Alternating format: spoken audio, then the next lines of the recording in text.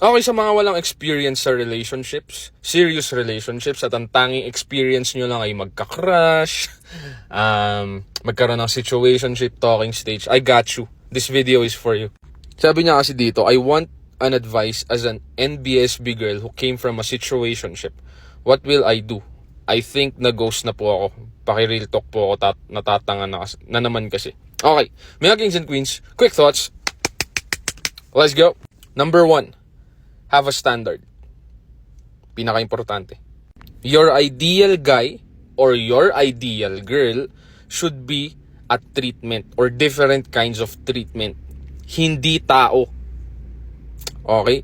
Kunyari, meron kayong K-pop idol, for example.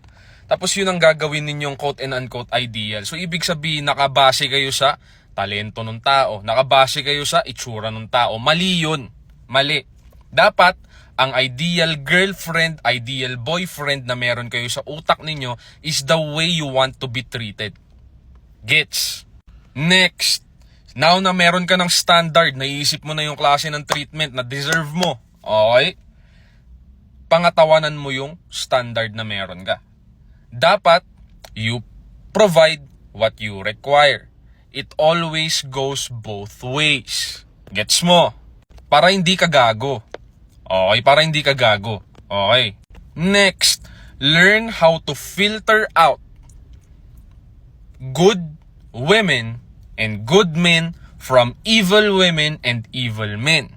Okay? Ngayon, bilang practice sa inyo, my young kings and queens, ladies and gentlemen, on filtering out good from evil. Okay? Start in your social media.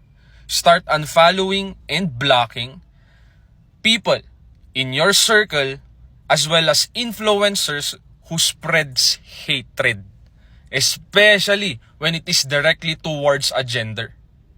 Okay? Toxic yun. Correct? Ngayon, yan ang practice ninyo.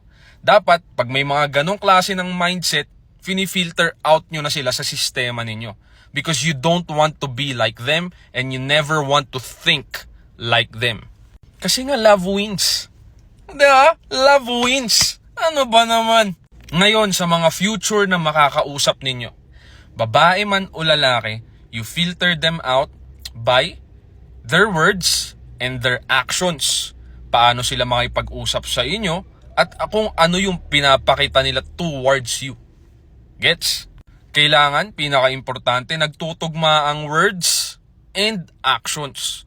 Kapag hindi nagtutugma, ibig sabihin, inconsistent yung tao. Sinungaling yung tao. Correct? And other equations na negative. Hindi nila kayang pangatawanan yung sinabi nila.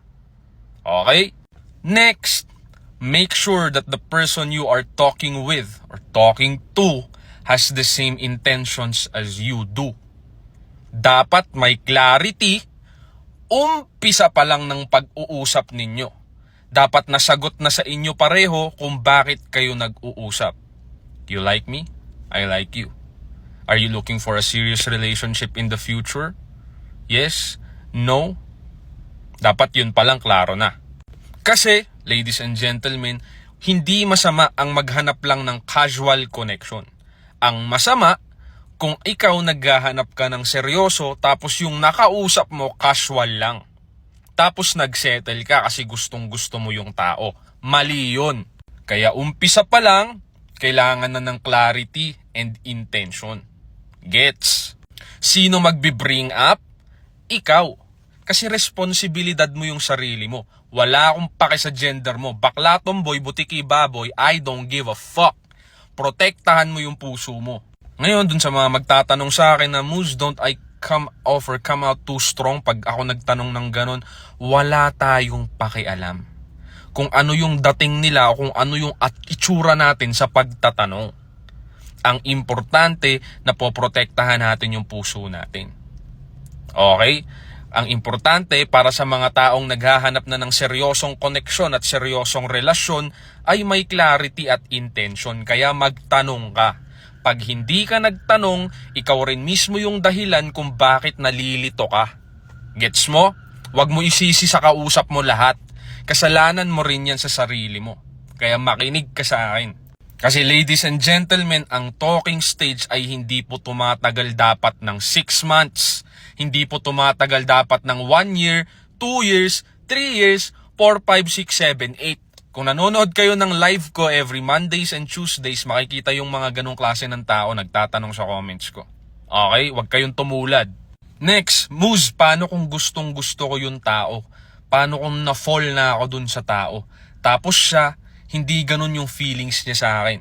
Hindi niya ako ganun tignan sa kung paano ko siya tignan. Ang equation niyan, ladies and gentlemen, lalo na sa mga walang experience, ay hindi po kayo gusto at wala po silang balak panindigan kayo. Yun lang po ang equation nun. They can always twist their words. Okay, take note. They can always twist their words with, sorry, busy ako. Sorry, hindi ako ready mag-commit. Pero gusto ko nandyan ka lang sa tabi ko. Huwag kayong papayag. Kasi ang equation nun in reality, ladies and gentlemen, ay option ka lang. Maghahanap muna ako ng ibang mas better sa'yo kung meron man. Kung wala, o sige, ikaw na lang. My question is, deserve mo bang maging option, yes or no? Naman pala eh. Alam mo naman pala yung sagot eh. O, ngayon kung may kulang man akong sinabi, idadagdag na lang sa comment section ng mga young king and young queens. Bas magbasa na lang kayo dyan. I'm sure it's gonna be very informative for you. I'll see you in the next vid, my young kings and queens. Stream my new single, If You Want Me. It's available on Spotify and all streaming platforms other than that. Nice!